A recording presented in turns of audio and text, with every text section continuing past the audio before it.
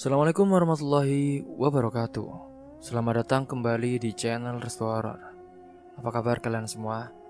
Semoga kalian selalu sehat, baik, dan tentunya dimudahkan segala urusannya oleh Tuhan Yang Maha Esa. Amin amin ya rabbal alamin. Oke, seperti biasa kali ini saya akan menceritakan sebuah kisah horor. Dan bagi kalian yang baru bergabung di channel kami, jangan lupa klik tombol subscribe-nya. Klik juga lonceng notifikasinya serta like video ini agar kalian semua tidak ketinggalan cerita-cerita menarik dan terbaru tentunya dari channel kami. Oke, terima kasih. Dan langsung saja tanpa berlama-lama lagi, bagaimana kisahnya? Ini dia ceritanya. Ismi menatap punggung suaminya yang terbaring lemas di depan tua, dengan kain lusuh menutupi tubuhnya yang kian kurus. Karman, lelaki yang dulu menjadi tulang punggung keluarga, kini hanya bisa mengerang pelan setiap kali batuk menyerangnya.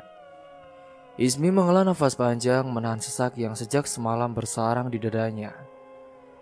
Semenjak Karman dipukuli warga karena ketahuan mencuri ponsel di warung sebelah, hidup mereka berubah total.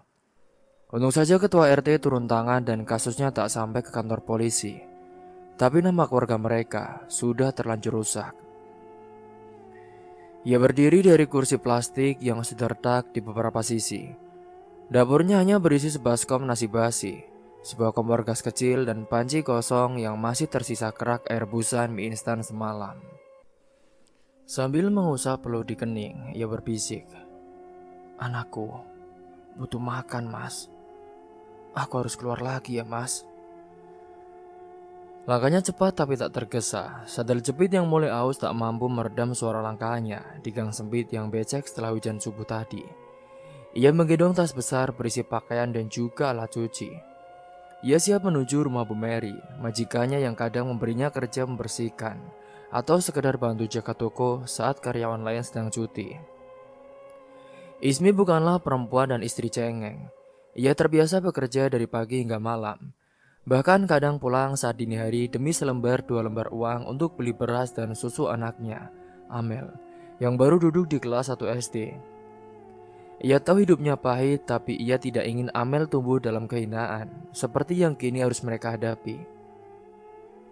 Gosip-gosip soal Karman terus bergema di gang mereka.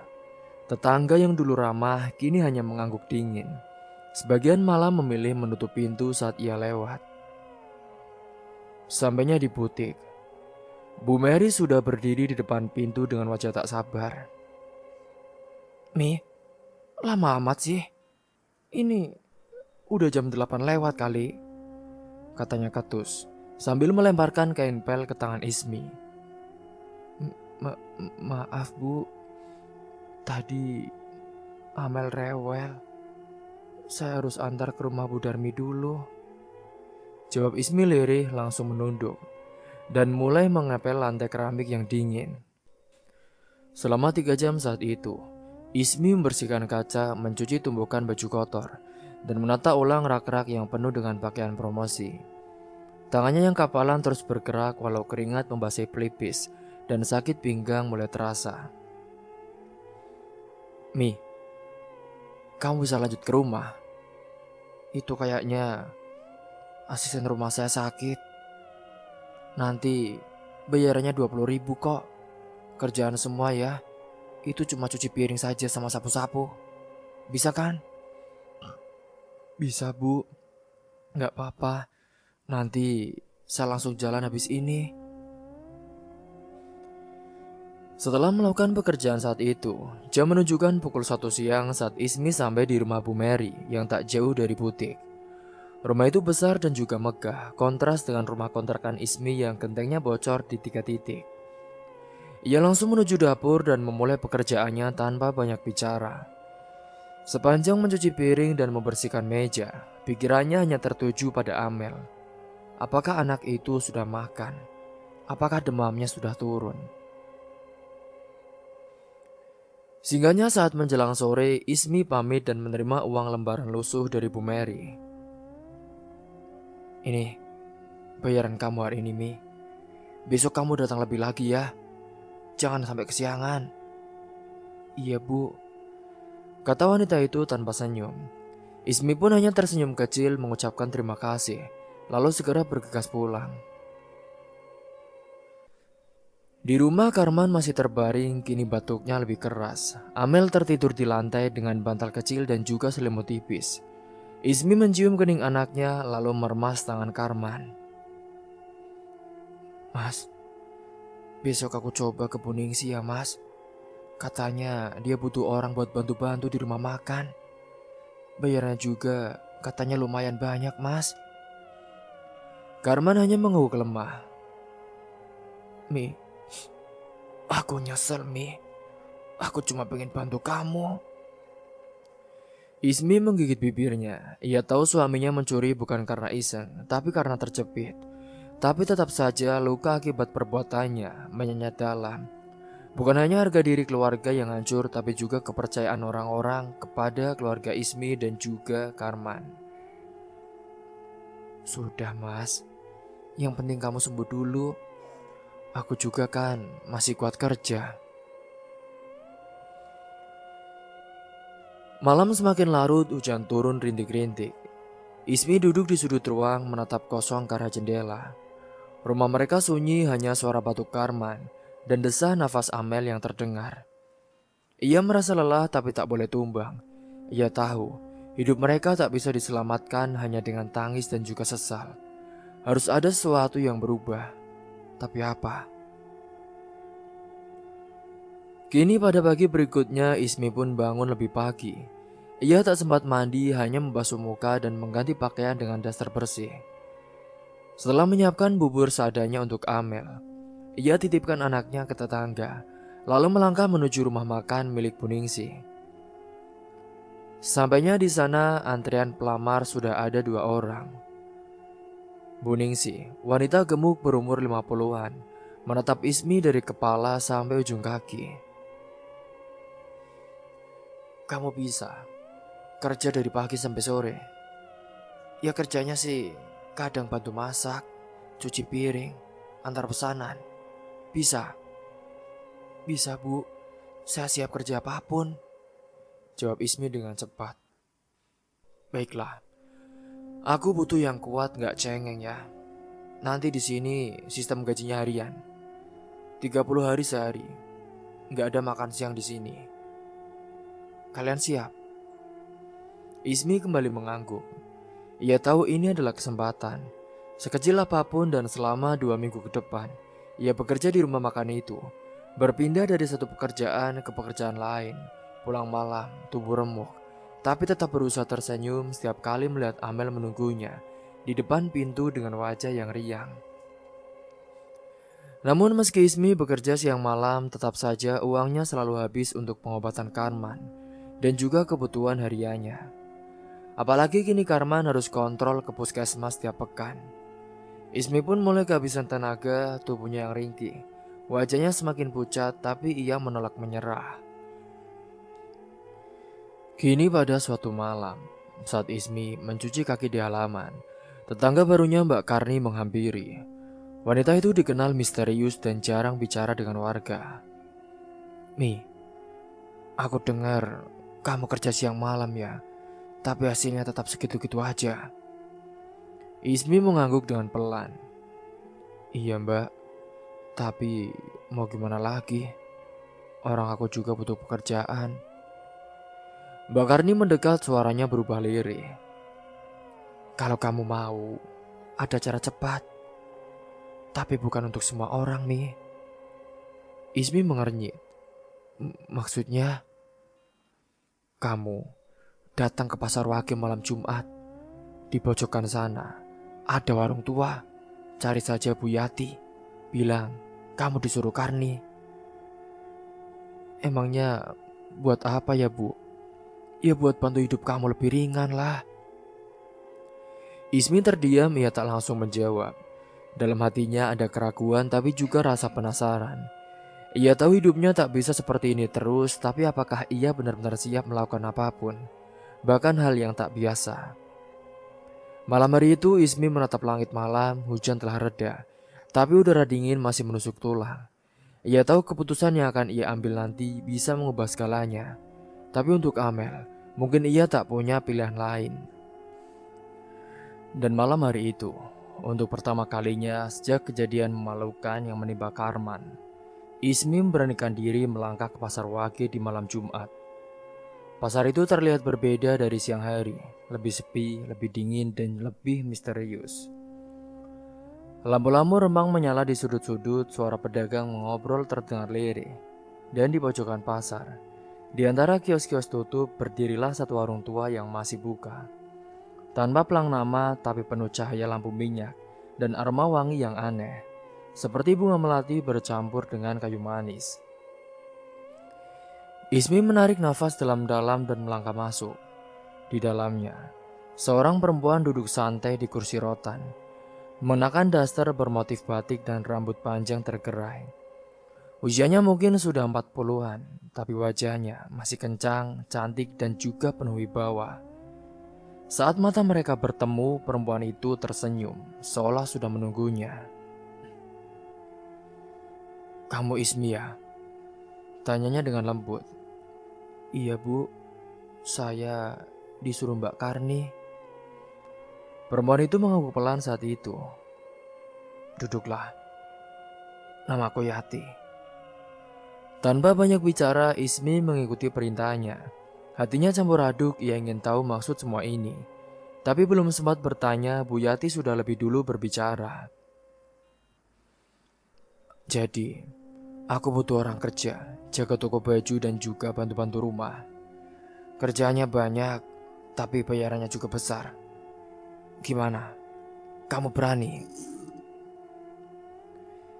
Ismi langsung mengangguk saat itu. "Iya, saya siap bu, apapun." Tanpa banyak tanya, Bu Yati memberi alamat dan menyuruh Ismi mulai besok pagi. Saat pulang saat itu, langkah Ismi ringan meski udara malam tetap menusuk. Pada keesokan paginya, Ismi tiba di sebuah rumah besar di pinggiran pasar. Rumah itu tampak seperti villa, halaman luas, pagar besi tinggi, dan di sampingnya berdiri toko busana mewah dengan etalase kaca berisi baju-baju mahal. Ismi tak percaya Bu Yati yang semalam duduk seperti pedagang warung ternyata pemilik toko besar yang sangat sukses.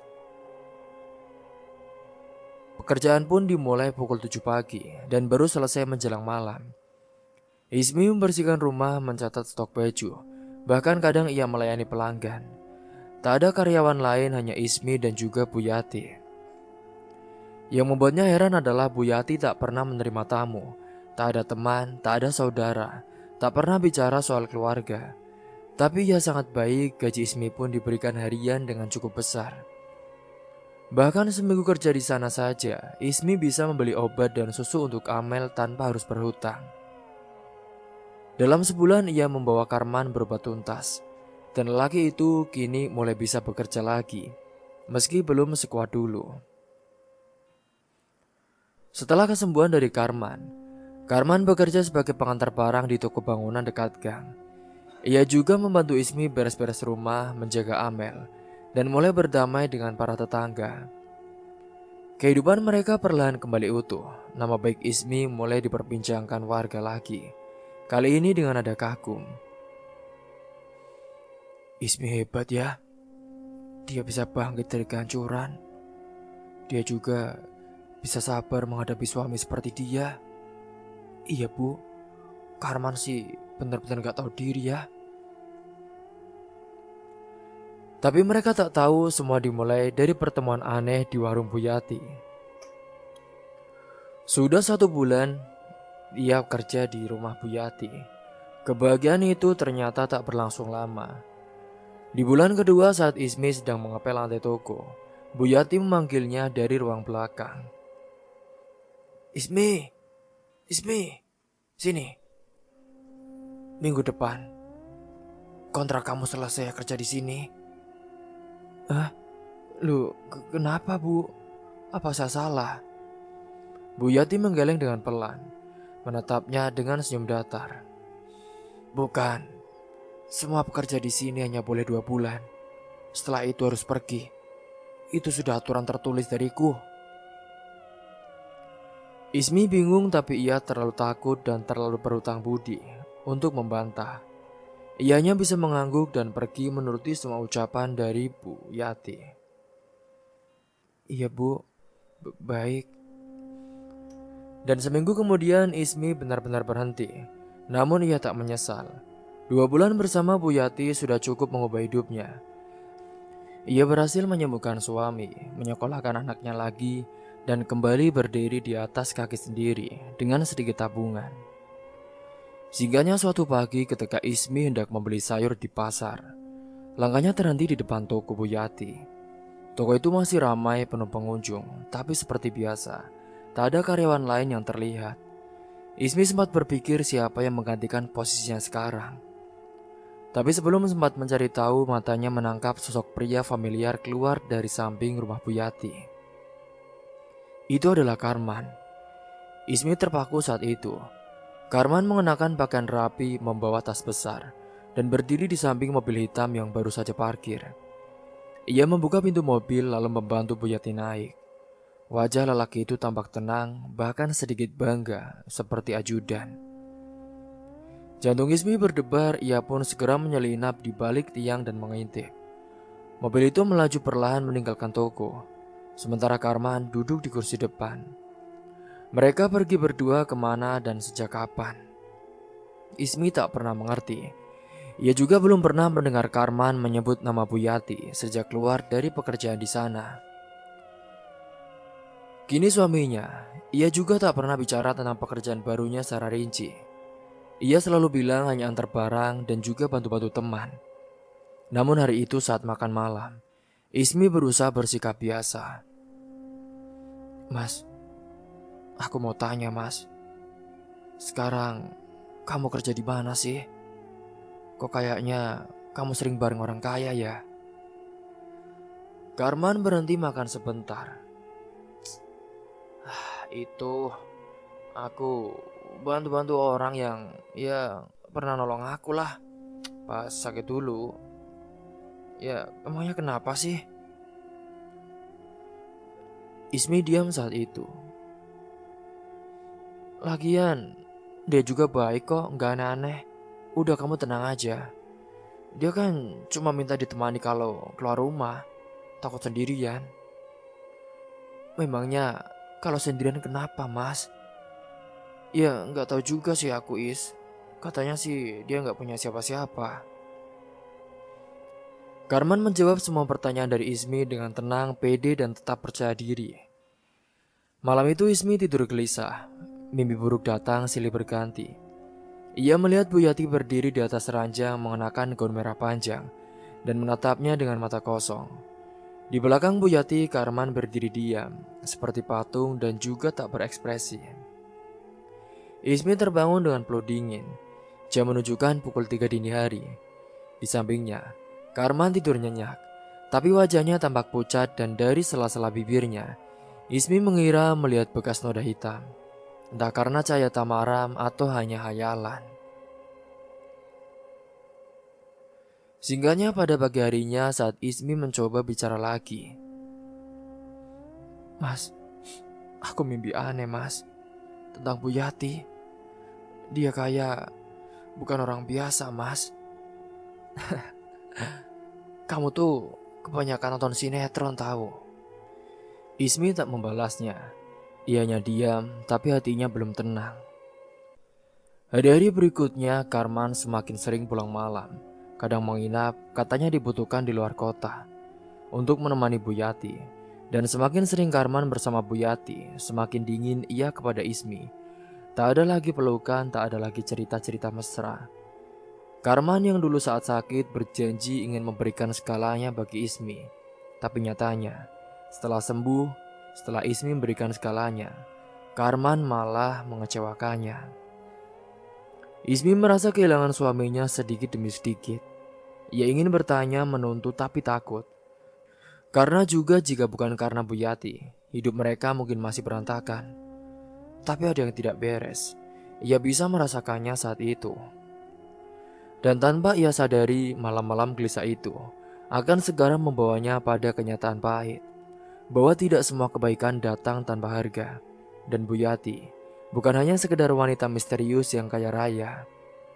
Ismi belum tahu apa yang sebenarnya sedang dikorbankan dan apa yang sedang terjadi di antara Bu Yati dan juga Karman suaminya.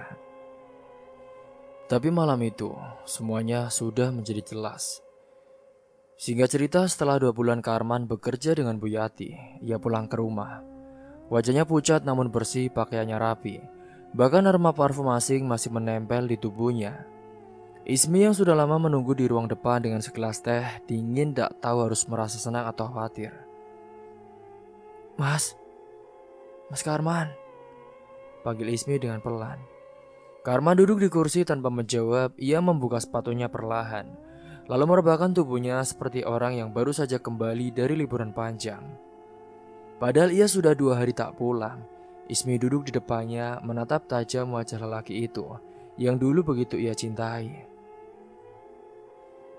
Mas, aku cuma mau tanya satu hal, Mas. Katanya kerja sama Bu Yati itu kan cuma 2 bulan. Aku dulu juga kan gitu, Mas. Sekarang kamu malah udah masuk bulan ketiga loh. Kenapa Mas ikut dia?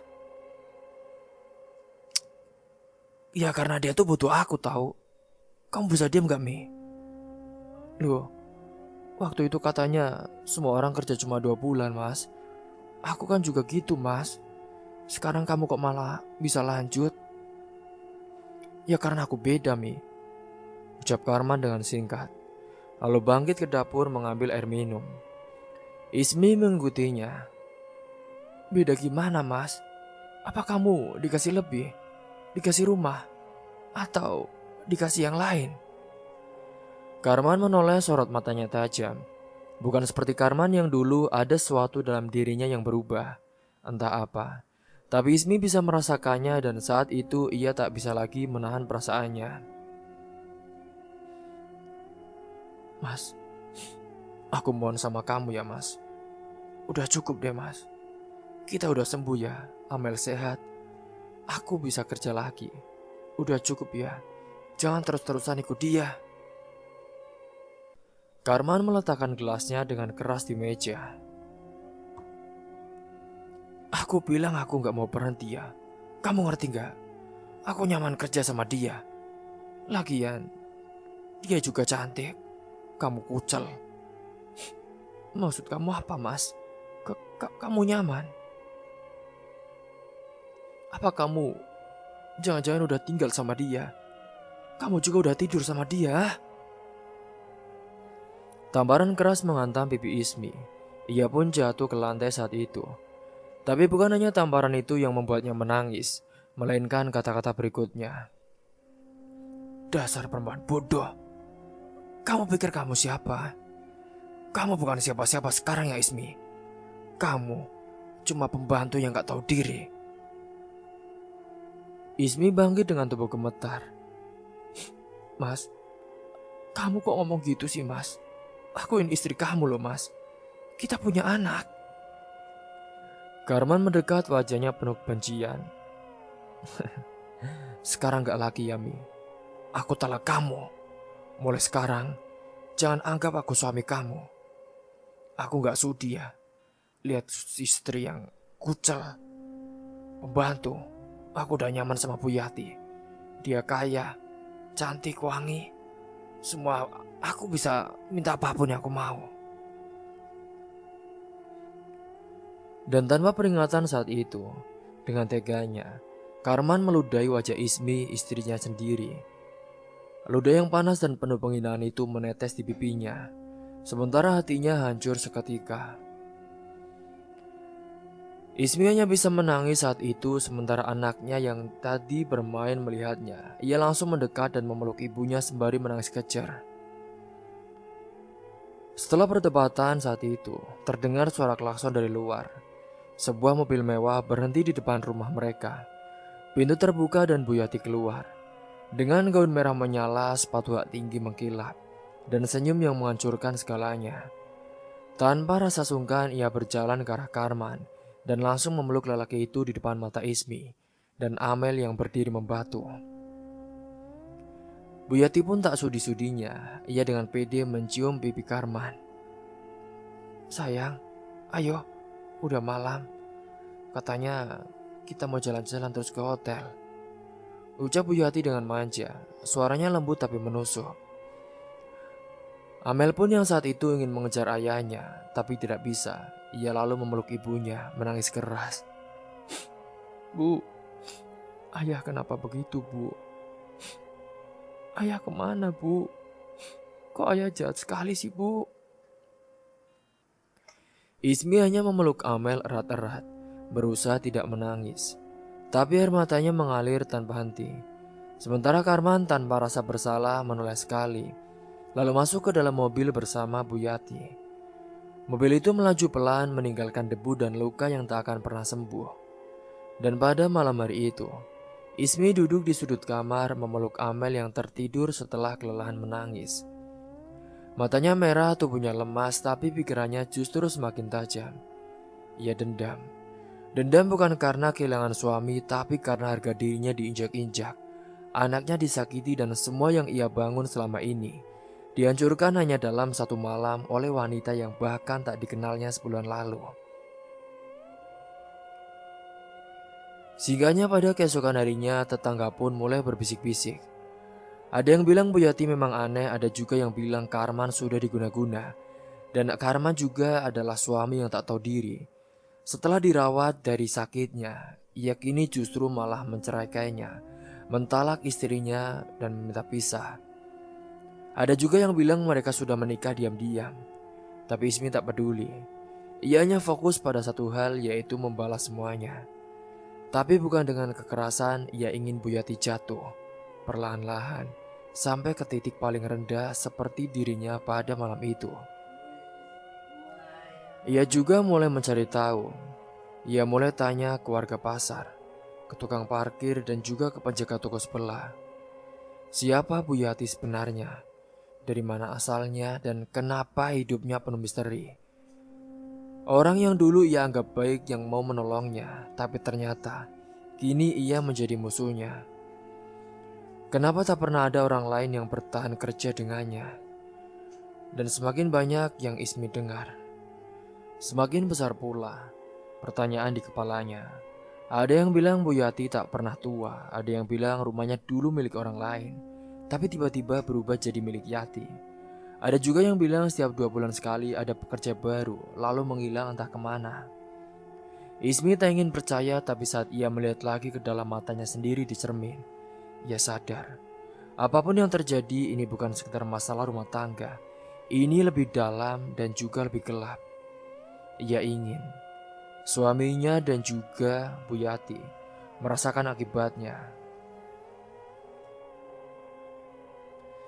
Seiring berjalannya waktu, kini malam-malam berikutnya, Ismi sering bermimpi buruk. Ia kadang melihat Amel anaknya berdiri sendirian di tengah api, memanggil-manggil ayahnya. Ia juga melihat Karman berdiri telanjang di depan rumah Bu Yati. Matanya kosong, tubuhnya kaku seperti patung. Dan selalu di ujung mimpi itu Bu Yati muncul, dengan senyum lembut dan tangan yang meneteskan darah. Karena bagi Ismi kini, balas dendam, harga diri seorang ibu tak bisa dibeli dengan emas dan juga mobil mewah. Dan malam saat Karman meludahi wajahnya itu bukanlah akhir. Itu awal dari sebuah dendam yang akan menyala tanpa ampun. Hari-hari berikutnya, Ismi berubah. Ia bukan lagi perempuan lembut yang selalu menunduk ketika direndahkan. Bukan lagi istri yang sabar menahan rasa sakit demi menjaga keluarga. Luka yang Karman dan Bu Yati tanamkan sudah terlalu dalam. Dan itu membakar sisi kalem dalam dirinya, menjadi bara dendam yang tak akan padam sampai semuanya runtuh. Ismi mulai bicara lagi ke tetangga, ke teman-teman lamanya, bahkan ke para pelanggan pasar yang sering mampir ke toko Bu Yati. Ia tidak lagi diam saat orang bergosip. Ia juga membenarkan bahwa suaminya direbut, bahwa dirinya diludahi, ditinggal dan dibuang. Tapi ia tidak menangis saat cerita. Ia menatap lurus, kata-katanya dingin dan juga tenang. Namun saat kebencian yang tertahan. Kini sebagian warga mulai bersimpati, mereka yang tadinya segan kini kembali mendekat. Beberapa ibu-ibu bahkan terang-terangan menyindir Bu Yati di warung, mengatakan kalau perempuan itu adalah pelakor. Tapi Bu Yati hanya tersenyum. Ia tetap anggun berjalan di pasar dengan gaun merah atau putih. Tetap datang dengan mobil mewah, tetap memegang lengan Karman di depan umum. Seolah kemenangan sudah ada di tangannya. Bu Yati, ibu tuh gak tahu malu ya bu. Udah rebut suami orang, sekarang malah terang-terangan seperti itu bermesraan. Miskin, kamu tuh tahu apa sih? Orang Karman aja udah talak dia. Dan aku juga udah nikah siri kali. Setelah mengucap seperti itu, tapi kemenangan itu ternyata membuatnya lengah. Ismi juga tahu, jika ia ingin membalas maka ia tak bisa hanya mengandalkan rasa kasihan dari warga. Ia butuh cara lain dan rupanya, bukan hanya Ismi yang bergerak dalam bayang-bayang. Bu Yati yang sejak awal menyadari bahwa Ismi bukan perempuan sembarangan, kini mulai gelisah. Apalagi saat beberapa barang dagangannya di toko mulai rusak sendiri tanpa sebab. Maneken jatuh tengah malam, kadang lampu toko berkedip meski listrik tak bermasalah. Bahkan satu kali cermin besar di ruang ganti tiba-tiba pecah tanpa ada yang menyentuhnya. Mula-mula ia abaikan, menganggap semua itu hanyalah gangguan biasa. Tapi saat Karman kini mulai batuk darah di pagi hari dan mengeluh kepalanya berat setiap kali masuk rumah, barulah kini Bu Yati menjadi panik.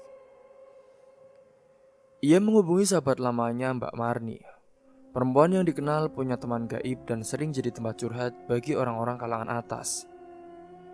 Setelah mendengar cerita dari Bu Yati, Mbak Marni hanya berkata, "Yati, kamu harus ketemu Mbah Mijan." Malam itu juga Bu Yati pun diantar ke sebuah desa di lereng gunung yang sepi, gelap, dan jauh dari hiruk-pikuk kota.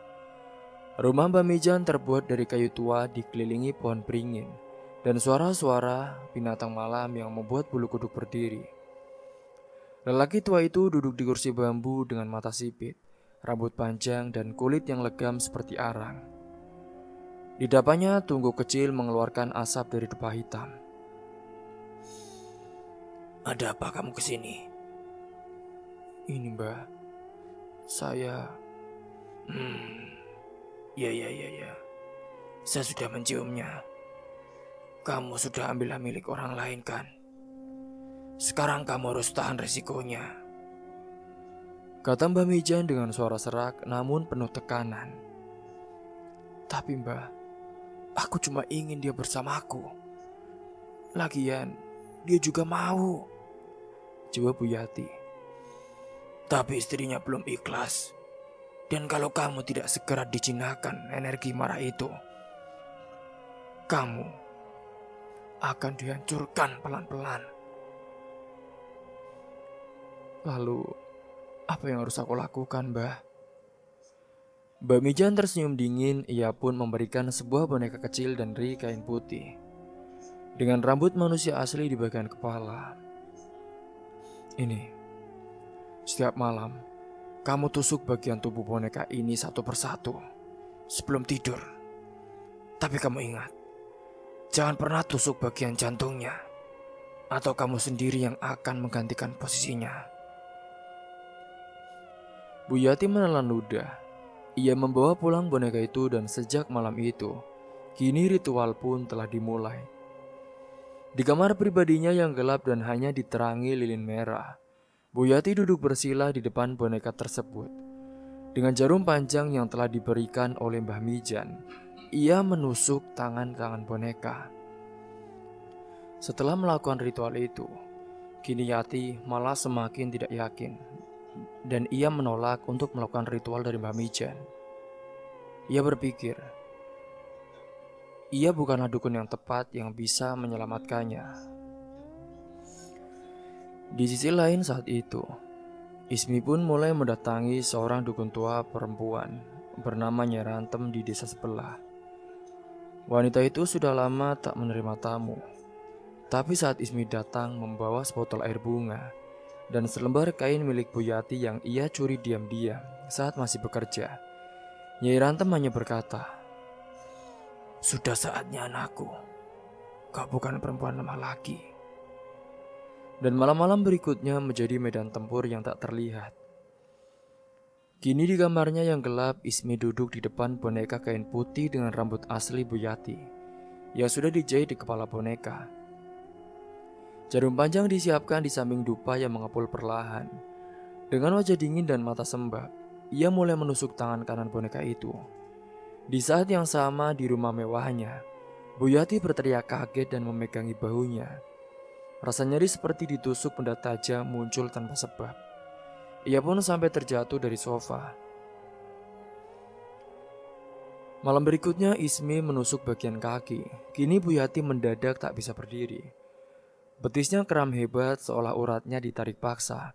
Ia menangis, tapi tak tahu harus mengadu ke siapa. Obat pun tidak mempan, dokter bilang tidak ada kelainan. Tapi rasa sakit itu terus datang. Kini Ismi melanjutkan, ia pun tusuk mata boneka itu. Besoknya, Buyati tidak bisa membuka matanya dengan sempurna. Seolah kelopak matanya itu membengkak, ia pun kini mulai panik.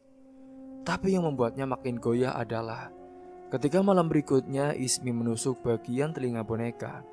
Dan Buyati mendadak tidak bisa mendengar selama 2 jam penuh. Aku mau mati, teriaknya suatu malam. Ia pun berguling di lantai dengan tubuh penuh memar. Rasa sakit itu tak bisa berhenti. Setiap malam begini bagian tubuhnya berbeda-beda yang terasa terbakar, menusuk dan juga menekan. Bahkan yang lebih parah, Karman pun ikut merasakan gangguan. Ia mulai mengigo tengah malam, kadang menjerit, kadang bangun dengan badan penuh luka cakaran. Sekujur tubuhnya berkeringat dingin setiap bangun tidur. Dan dalam tidurnya itu, ia sering melihat sosok wanita berbaju putih duduk di samping ranjang, membawa boneka kecil yang terus disiksa sambil menatapnya dengan mata hitam kosong.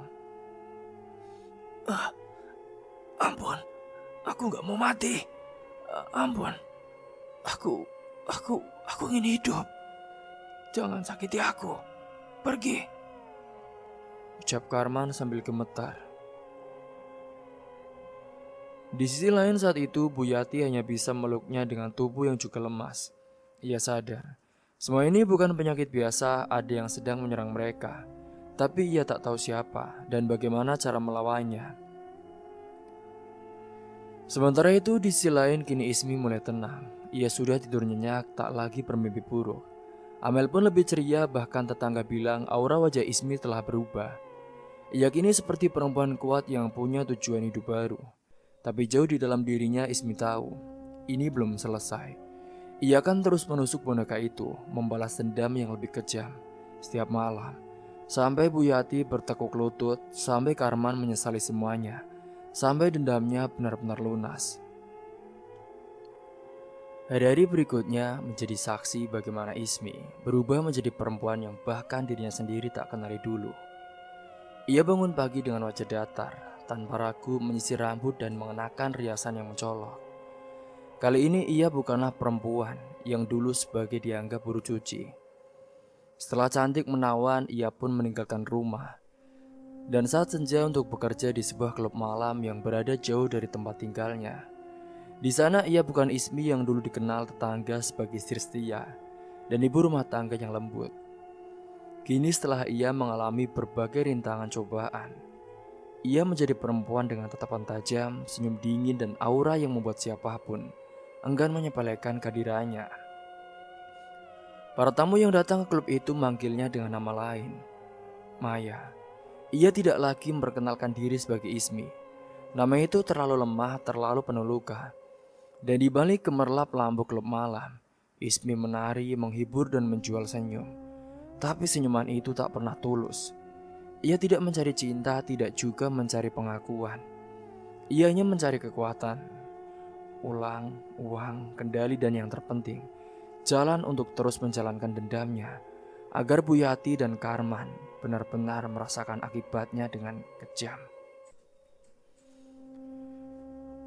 Di sisi lain, dukun yang menjadi guru dari Ismi, Nyai Rantem pernah berkata, dendam yang disajikan dingin lebih tajam dari sembilu. Tapi dendam yang dipelihara dengan bunga melati bisa membuat roh mereka menjadi sepanjang malam.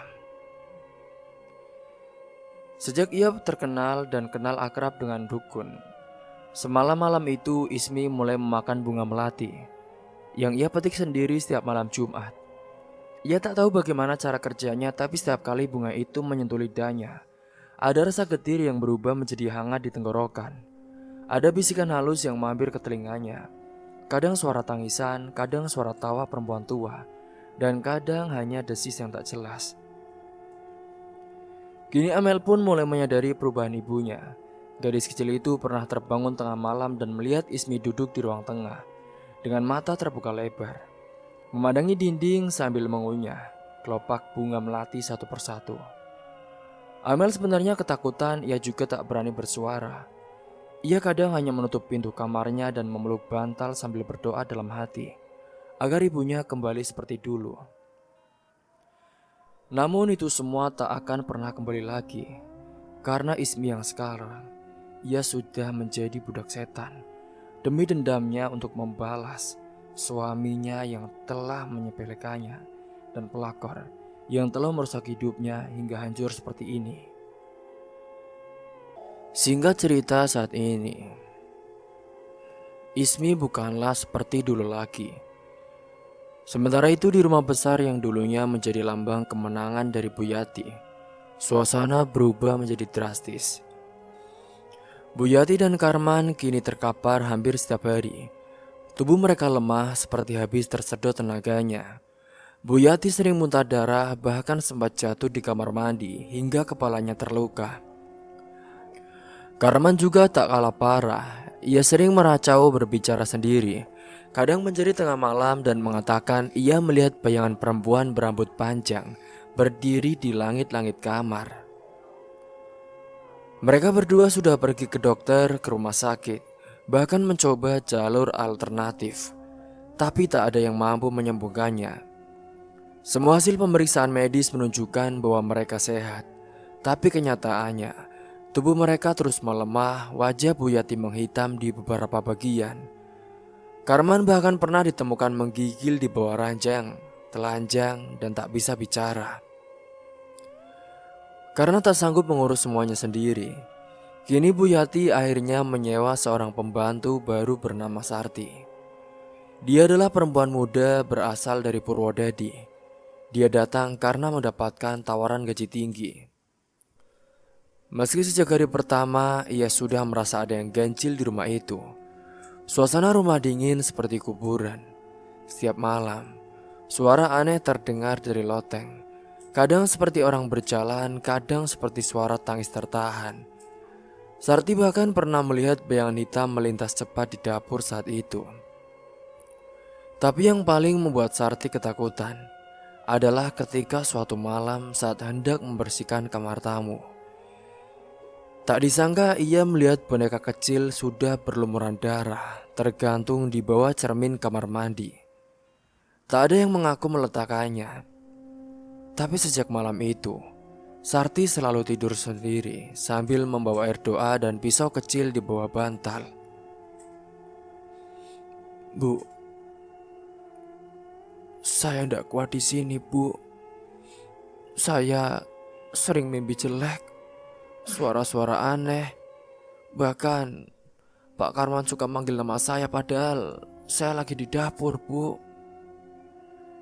Sarti mengadu suatu pagi. Bu Yati hanya menatap kosong saat itu. Ya sudah, kalau kamu gak kuat, silakan pergi. Tapi tolong jangan pernah cerita ke siapa-siapa soal rumah ini ya. Sarti tak menjawab saat itu. Tapi malam itu juga ia mengemasi barangnya dan pergi tanpa pamit. Kehidupan Bu Yati dan Karman semakin runtuh. Tak ada lagi teman yang mau datang, toko pun kini mulai sepi karena warga sekitar sudah menghindar. Bahkan orang yang dulu menyembah-nyembah saat belanja pun kini pura-pura tak kenal. Itu semua terjadi karena kelakuan dari Bu Yati sendiri. Dan dari balik jendela rumahnya, Bu Yati hanya bisa menatap kosong ke jalanan, mengenang masa ketika ia begitu dieluk-elukan sebagai perempuan sukses. Kini bahkan untuk bangun dari tempat tidur saja, ia butuh bantuan. Namun meski semuanya memburuk, Bu Yati tetap keras kepala. Ia belum mau mengaku kalah, ia juga belum tahu bahwa wanita yang dulu pernah ia injak, kini berubah menjadi kekuatan yang tak bisa dihentikan. Ismi seorang ibu yang dibakar dendam bukan lagi manusia biasa. Di lain sisi Ismi pun terus menapaki malam-malamnya dengan kepala tegak. Ia bekerja di klub malam lalu pulang saat dini hari. Menyempatkan diri untuk duduk di depan dupa, membaca mantra dari Nyai Rantem, dan menyantap satu tangkai melati terakhir sebelum ia tidur. Ia mencium aroma darah di setiap kelopaknya. Ia juga menikmati bisikan dari roh-roh yang menari di sekelilingnya. Dan sebelum tidur ia selalu menyentuh boneka kain itu. Kadang dengan lembut, kadang juga dengan jarum yang menusuk lebih dalam. Tapi tidak pernah sekalipun ia menusuk bagian jantung boneka itu. Ia tahu, ia perlu waktu dan ia ingin menyiksa terlebih dahulu Bu Yati dan juga mantan suami bejatnya, Karman. Ia masih menunggu saat yang tepat saat Bu Yati benar-benar terpojok. Saat Karman tak bisa lagi lari dan saat dunia menyaksikan bahwa seorang istri yang ditinggal, diludahi dan dipermalukan bisa menjadi lebih dari sekedar manusia biasa. Ia bisa menjadi kutukan dan pada malam itu, di antara kepulan asap dupa, Ismi tersenyum untuk pertama kalinya dalam waktu yang lama. Bukan senyum bahagia tapi senyum penuh kemenangan. Senyum yang membuat bunga melati di tangannya bergetar. Karena dendamnya belum selesai, tapi sebentar lagi akan sampai pada puncaknya. Singkat cerita, beberapa minggu setelah kejadian itu, kehidupan Bu Yati dan Karman kian membusuk. Secara harfiah maupun dalam pandangan masyarakat, rumah mewah yang dulu jadi tempat yang dipandang warga sebagai lambang keberhasilan, kini berubah menjadi rumah yang dijauhi. Taman yang dulu rapi kini dipenuhi rumput liar. Cat tembok mulai mengelupas dan pagar berkarat karena tak pernah dibuka. Bau busuk pun semakin menjadi terutama saat pagi hari. Setiap pagi, Bu Yati yang tubuhnya makin kurus itu masih berusaha keluar rumah. Meski hanya untuk berjalan beberapa meter di pekarangan, ia kini hanya mengenakan selimut tipis yang dililitkan ke tubuhnya, menutupi kulit yang mulai menghitam di bagian-bagian tertentu. Tangan dan lehernya penuh luka yang tidak kunjung sembuh. Karman akan berjalan di belakangnya. Ia terlihat lebih buruk dari sebelumnya. Rambutnya kusut, wajahnya cekung, dan kadang ia bicara sendiri, seolah berdebat dengan suara yang hanya bisa didengarnya sendiri. Mereka berdua dituntun oleh seorang tukang kebun tua yang dibayar harian. Pria itu sering menutup hidungnya diam-diam ketika berjalan di dekat mereka. Bahkan setiap kali mereka keluar rumah, warga sekitar yang lewat pun langsung memalingkan muka. Bukan hanya karena jijik, tapi juga karena takut. Ada semacam aura kegelapan yang menyertai pasangan itu. Dan yang paling menyakitkan bagi mereka, tak ada lagi satupun tetangga yang mau menyapa atau memberinya rasa empati sedikit pun. Singkat cerita, pada suatu pagi saat Bu Yati dan Karman kini duduk di bangku taman depan rumah mereka, ada seorang ibu yang lewat bersama anaknya. Sang ibu tiba-tiba berhenti menatap tajam. Lalu tanpa rasa hormat, ia berkata dengan suara keras,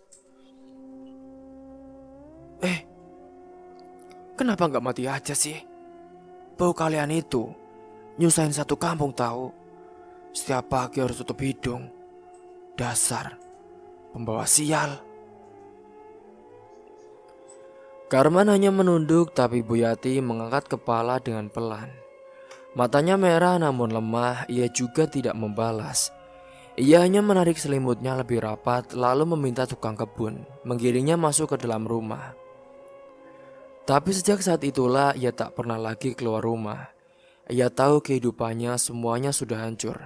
Dirinya, harga dirinya, nama baiknya, bahkan tubuhnya sendiri kini sudah tak berpihak kepadanya. Di sisi lain, kehidupan Ismi justru berbanding terbalik. Setelah sebelumnya hidup dalam hinaan dan juga luka, kini ia bangkit bukan hanya sebagai perempuan mandiri, tapi juga sebagai wanita yang memikat. Penampilannya berubah total, ia kini tampak cantik, anggun dan wangi setiap kali melangkah keluar rumah. Rambutnya ditata rapi, pakaiannya bersih dan juga mahal. Bahkan langkahnya pun terlihat percaya diri. Para laki yang dulu mengabaikannya kini diam-diam menatap kagum. Tapi Ismi tidak peduli. Baginya ia tak butuh pujian, ia hanya butuh keadilan. Dan sekarang saat melihat Buyati dan Karman menderita, ia tahu bahwa keadilan itu sedang berjalan sesuai dengan jalurnya. Ismi kini bisa melakukan perawatan rutin di salon langganan, bahkan membeli kosmetik dan pakaian bagus tanpa harus berpikir dua kali. Kehidupan ekonominya berubah drastis. Meski masih bekerja malam di klub, ia sudah tidak seperti wanita penghibur biasa. Ia kini sudah memilih tamu-tamunya, menentukan caranya sendiri dan menggunakan penghasilan itu untuk masa depan Amel. Amel kini tumbuh menjadi gadis cerdas dan juga sensitif. Ia sudah bisa membedakan mana yang baik dan mana yang jahat. Dan sejak Karman meninggalkan rumah dan ikut dengan Buyati, Amel sudah tak mengakui laki-laki itu sebagai ayah. Ia bahkan tak pernah berkata saat melihat Karman berjalan dengan kaki diseret dan tubuh gemetar dari jendela rumah tetangga. "Nak, kamu sekarang gak punya nyawa lagi." "Ya, iya bu. Buatku ayah udah mati bu. Dia gak pantas dipanggil ayah. Dia udah jahat." Ismi tak langsung menjawab lagi saat itu.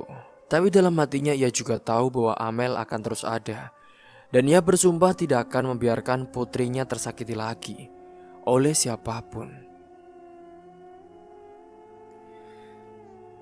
Singkat cerita, malam-malam Ismi kini dipenuhi ketenangan yang aneh.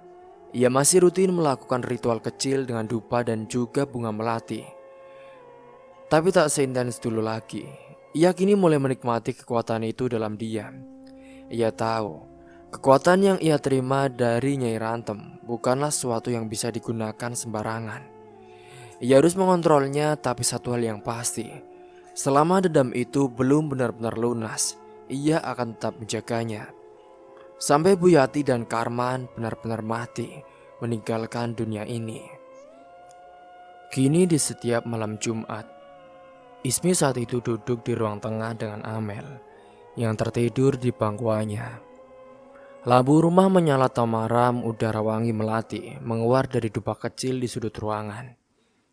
Ia menatap wajah Amel dengan lembut lalu membelai rambut anaknya dengan perlahan. "Nak, kita gak butuh siapa-siapa lagi nak. Ibu cukup. Dan kamu cukup buat ibu. Sekarang waktunya kita hidup tenang. Tapi kalau mereka masih mengusik, ibu tahu apa yang harus dilakukan." Di tempat lain, Karman pun kini menggigil dalam tidurnya. Ia bermimpi dikejar sosok wanita bergaun putih dengan tangan berlumuran darah dan juga bola mata hitam pekat yang menatapnya tanpa berkedip.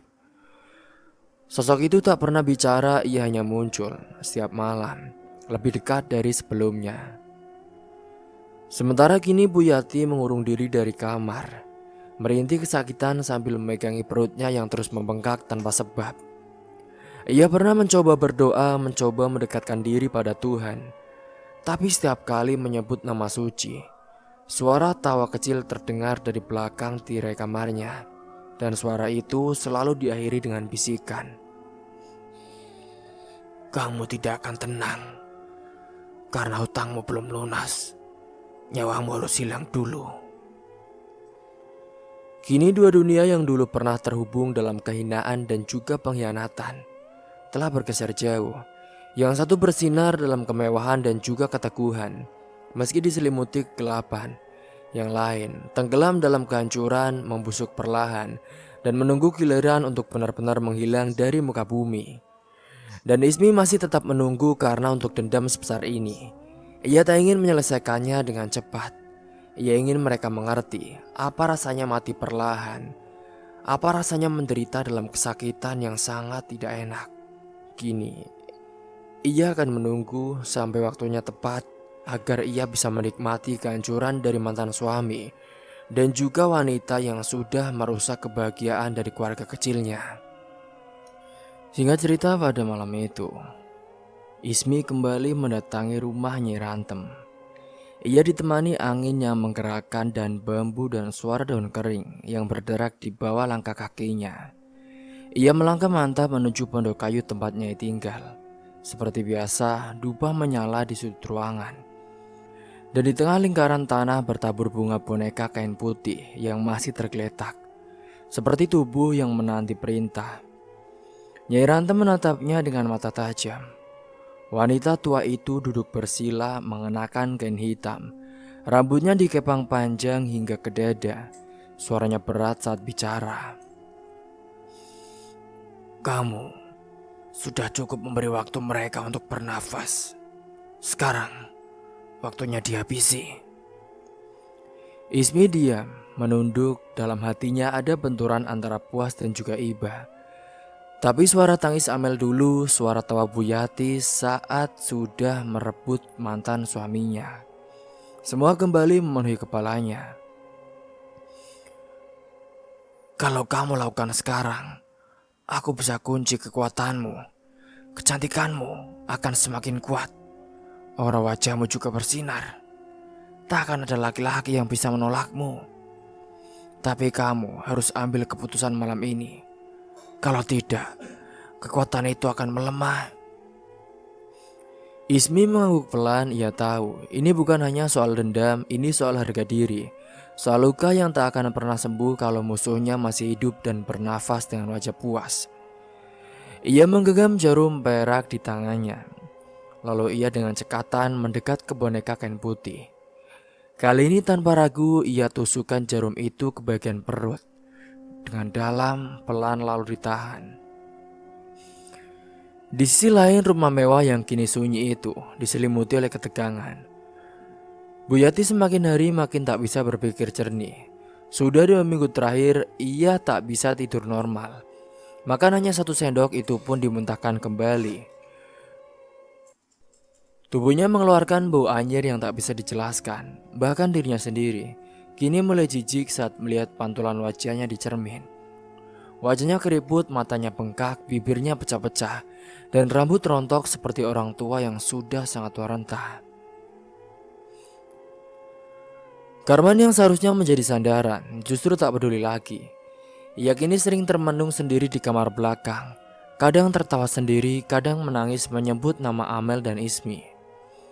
Setiap kali Buyati coba bicara, lelaki itu hanya menjawab dengan gumaman tak jelas. Seolah otaknya pun ikut rusak sedikit demi sedikit. Hingga pada puncaknya pagi itu, Buyati yang berjalan terseok ke kamar kosong di ujung lorong. Kamar itu sudah lama tak dipakai, tak ada kasur. Hanya dinding kosong dan jendela kecil yang tertutup tirai lusuh. Ia menutup pintu perlahan lalu terduduk di sudut ruangan sambil membawa pisau dapur yang ia sembunyikan sejak semalam. Pandangannya kosong, air matanya sudah habis sejak beberapa hari lalu. Ia tidak lagi merasakan sedih, takut, atau bahkan marah. Yang ada hanya rasa hampa dan kehendak untuk mengakhiri semuanya ini. "Kalau memang ini hukuman, aku sudah menerimanya," bisiknya dengan lirih. Tak ada suara tangis, tak ada drama, hanya satu hentakan dingin di dadanya sendiri. Kemudian satu tusukan lagi, kali ini ke perut, dan tubuhnya terjerembab, darah mengalir perlahan, menetes ke lantai kamar yang berdebu. Tidak ada yang tahu, tidak ada yang mendengar. Tubuhnya tergeletak seperti boneka tanpa nyawa. 8 jam kemudian barulah tukang kebun curiga. Ia biasanya diminta menyapu taman atau menyiram bunga tiap pagi. Tapi pagi itu tak ada perintah, tak ada suara, rumah hening seperti makam. Ketika ia masuk dan mencium bau busuk yang menyengat, ia pun langsung merasa ada yang tidak beres. Karman saat itu ditemukan duduk di ruang tengah, menatap televisi yang tidak menyala. Mulutnya penuh luka kering karena sering digigit sendiri saat tidur. Ia tak bicara ketika tukang kebun menanyakan keberadaan Buyati. Ia hanya menoleh ke arah lorong. Kini saat kamar kosong itu dibuka, tubuh Bu Yati sudah membiru, darahnya menghitam dan perutnya hancur seolah disobek dari dalam.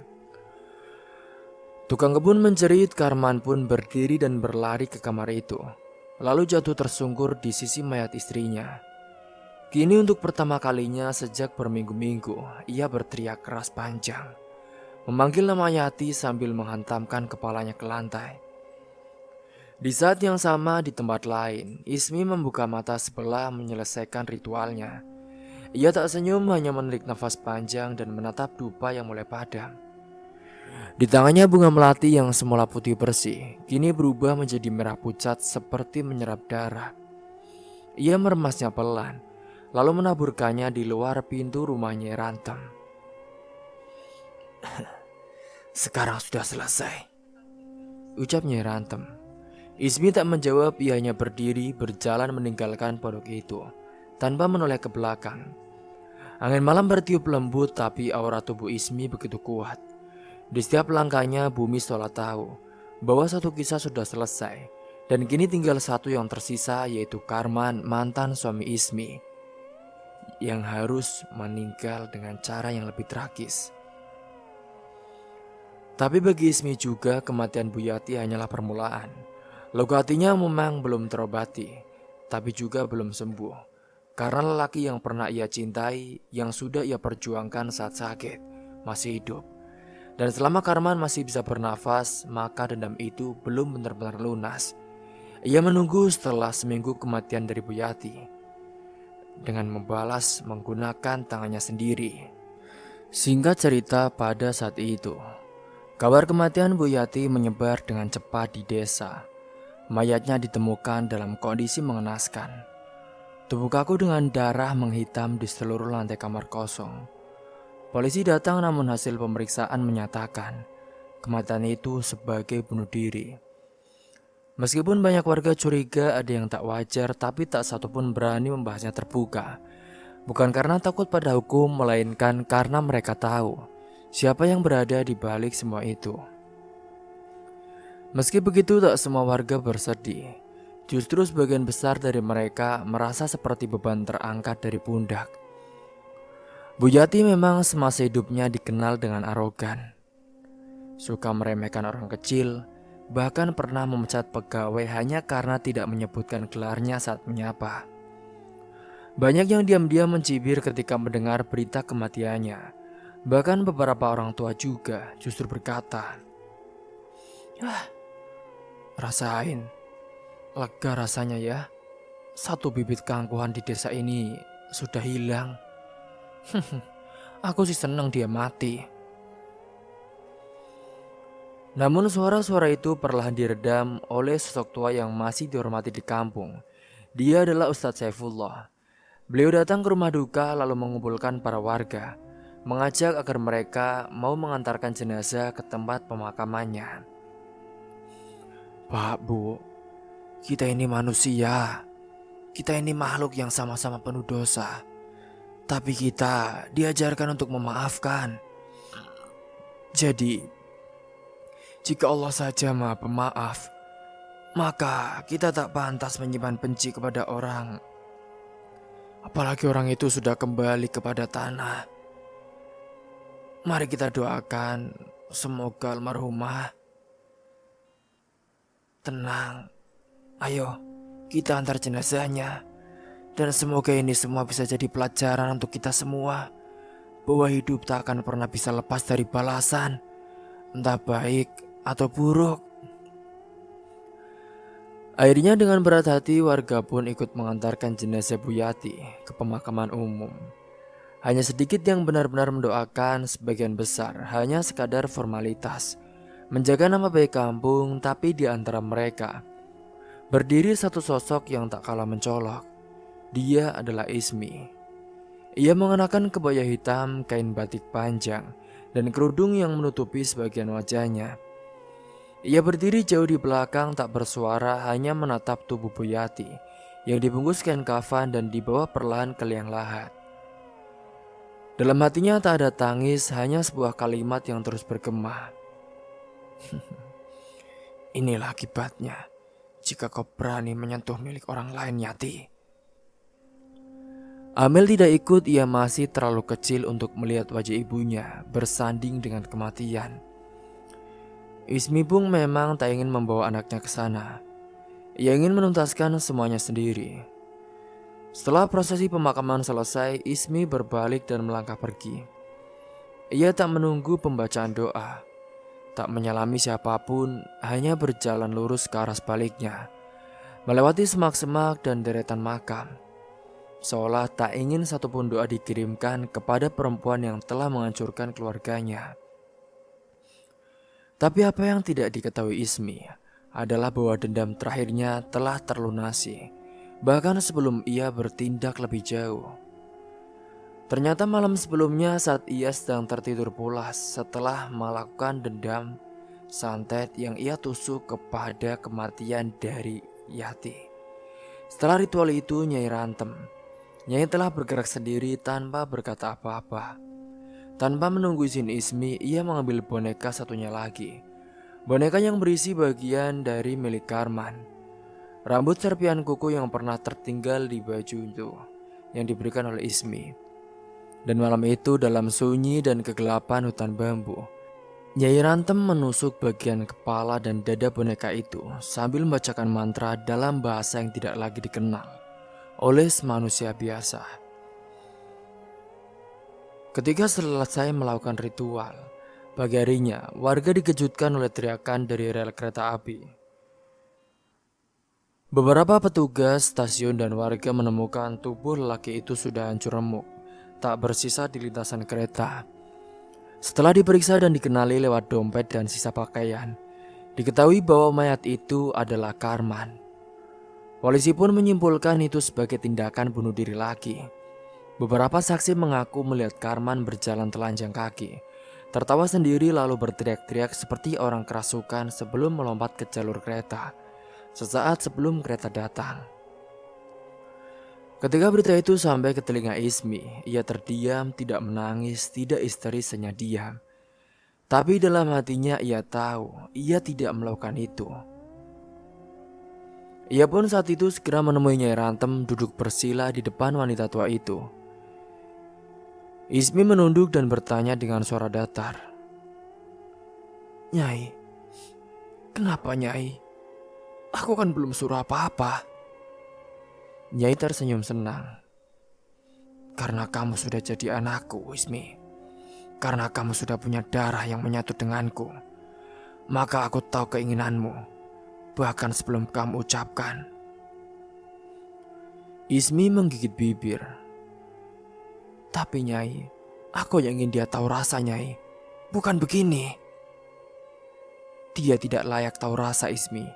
Dia hanya layak lenyap." Dan dari malam itu Ismi pun resmi menjadi anak angkat spiritual dari Nyai Rantem. Ia kini terjerumus dalam kesesatan anak setan. Sebuah pengakuan yang tak diumumkan secara formal, tapi telah mengikat mereka lewat jalur kesesatan yang tak bisa kembali. Ia tak lagi hanya perempuan yang ingin membalas dendam. Ia kini bagian dari kekuatan lama yang hidup dari kesaktian, luka dan darah orang-orang teraniaya. Nyai Rantem memberinya sebuah kalung hitam dari akar pohon beringin tua yang hanya bisa ditemukan setahun sekali. "Ini untuk menjagamu dari pengkhianatan baru. Tapi ingat, dunia kita bukan dunia mereka. Dan jika kamu suatu hari ingin kembali, ada harga yang harus dibayar dengan ringan." Ismi hanya mengangguk. Ia tahu hidupnya sudah bukan seperti dulu lagi. Ia telah meninggalkan kehidupan lamanya, pernikahan, kasih sayang, kehangatan keluarga, dan menggantinya dengan kekuatan, sesatan, dan jalan gelap yang hanya bisa dinikmati oleh mereka yang tak pernah disakiti. Malam itu di rumahnya yang sederhana namun kini dipenuhi wangi dupa dan bunga melati. Ismi berdiri di depan cermin. Ia menatap pantulan wajahnya sendiri. Wajah yang kini terlihat lebih segar, lebih cantik, lebih bercahaya dari sebelumnya. Tapi sorot matanya tidak lagi sama. Kini ia bukan sekedar perempuan biasa. Ia adalah bayangan dari dendam itu sendiri. Dan malam pun kembali sunyi, hanya ditemani bisikan halus dari luar jendela dan suara Nyai Rantem yang berkata, "Anakku, sekarang sudah selesai. Kamu sekarang sudah menjadi pengikutku, dan kamu tidak bisa pernah kembali ke jalan yang lebih baik selain mengabdi kepadaku." Setelah kematian Buyati dan Karman, kini hidup Ismi tampak tenang dan juga penuh kekuasaan. Wajahnya semakin bercahaya, kecantikannya memikat siapa saja. Tapi hatinya sudah tak punya ruang untuk cinta atau ampunan. Ia kini menjadi bayang-bayang dari dendam yang telah tuntas. Namun di balik kekuatan itu, jiwa Ismi perlahan kosong. Setiap malam, suara-suara bisikan dari dunia gaib terus menghantuinya. Amel pun kini semakin menjauh, takut pada ibunya yang kerap bicara sendiri di tengah malam, sambil membakar bunga melati dan kadang memakannya. Kini dengan bantuan saat itu ketika masih sadar, Ismi memutuskan untuk membawa Amel ke tempat yang lebih baik dan meninggalkannya dengan paksa. Dan suatu malam saat Ismi duduk sendiri di depan dupa yang sudah lama mati, tatapannya kosong. Tak ada resi tersisa untuk benci, tak ada yang bisa ia hancurkan lagi. Dendam sudah selesai tapi hatinya tetap hampa. Dalam diam ia sadar membalas dendam membunuh musuhmu, tapi mengampuni mungkin bisa menyelamatkan dirimu sendiri. Sayangnya bagi Ismi, siapa saja yang telah melakukan membuat hatinya menjadi sangat sakit dan sudah melelahkan hidupnya, maka balasan yang paling kejam yaitu kehilangan nyawa. Dan kini Ismi, perempuan yang dulu ramah, sabar, dan sangat cinta kepada keluarga, sekarang menjadi anak setan akibat kelakuan suami yang rela meninggalkan demi wanita lain. Cerita pun tamat. Semoga dari kisah ini kalian semua bisa mengambil hikmah dan pelajaran. Tentunya mungkin itu saja yang dapat saya sampaikan. Akhir kata, wassalamualaikum warahmatullahi wabarakatuh.